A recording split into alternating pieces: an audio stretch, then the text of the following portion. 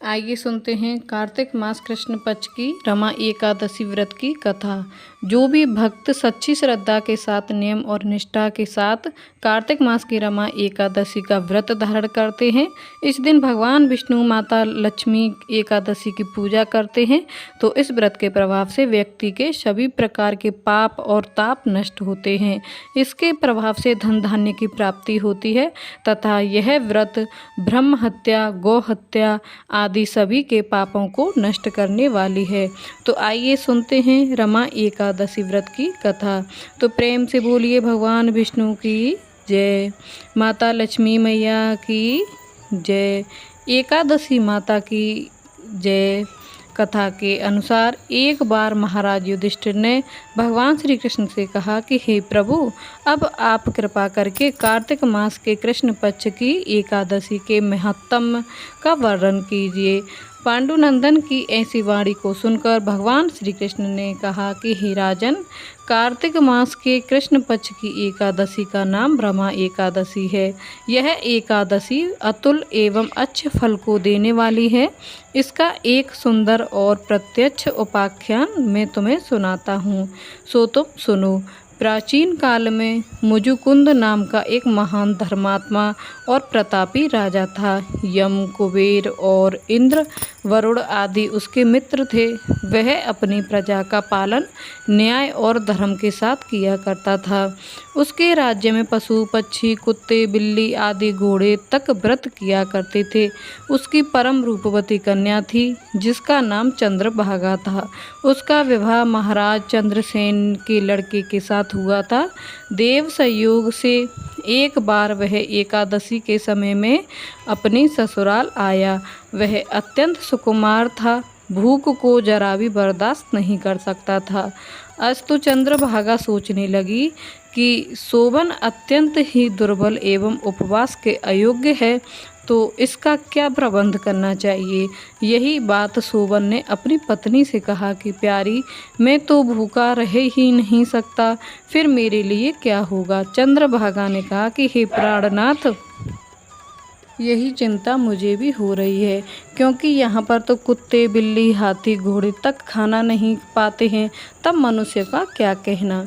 यदि आप भूखे रहने में असमर्थ हैं तो यहाँ से चले जाइए, नहीं तो उपवास निश्चय ही करना होगा।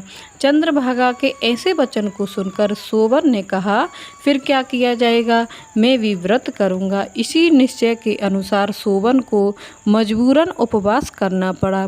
सूर्यास्त होते होते शोभन की दशा बिगड़ने लगी। रात भर अत्यंत कष्टपूर्वक तड़पता हुआ प्रातः सूर्योदय होने से पहले ही उसकी मृत्यु हो गई। अत्यंत शोक के साथ राजा ने उसका दाह संस्कार किया। बेचारी चंद्रभागा पिता के घर कर रहकर वैधव्य दुख को भोगने लगी। इधर रमा व्रत के प्रभाव से शोभन अपना शरीर त्याग कर मंदराचल पर्वत के शिखर पर एक अत्यंत सुंदर और विशाल नगर का अधिकारी हुआ। उसके रंग रूप में कुछ भी परिवर्तन नहीं हुआ। एक बार महाराज मुचुकुंद के राज्य का रहने वाला एक ब्राह्मण घूमता फिरता वहां जा पहुंचा जहां पर कि शोभन था, और उसे शोभन नज़र पड़ते ही उसे पहचान लिया। शोभन भी उसे पहचान गया और अपने ससुरपुर का निवासी जानकर समुचित आदर सत्कार किया और अपने ससुर और पत्नी का समाचार पूछा। ब्राह्मण ने वहां का कुशल क्षेम बतलाकर शोभन से कहा, आपको इस अवस्था में देखकर मैं बड़े चक्कर में हूँ, क्योंकि आपकी दाह क्रिया मेरे सामने ही की गई थी। शोभन ने कहा, महाराज, यह सब रमा एकादशी व्रत का प्रभाव है, परंतु यह अविनाशवान है, क्योंकि मैं अश्रद्धा पूर्वक इस व्रत को किया था। अब तुम यहाँ से जाकर मेरी चंद्रभागा पत्नी से यह सारा वृतांत कहना, क्योंकि इसको अचल और अस्थायी वही बना सकती है।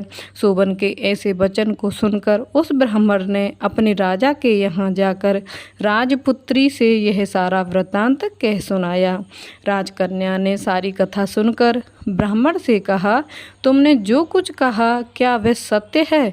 ब्राह्मण ने कहा कि ध्रुव सत्य है, तब कन्या ने अपने माता पिता से सारा हाल कहकर उसने पति के दर्शन की आज्ञा चाही। तब उन्होंने प्रसन्नता पूर्वक आज्ञा दे दी। वह सोम शर्मा ब्राह्मण के साथ वहां पर गई। मार्ग में उसे ऋषि वामदेव का आश्रम मिला। उसके पूछने पर कन्या ने सारा वृत्तांत ज्यों का त्यों उनको सुनाया।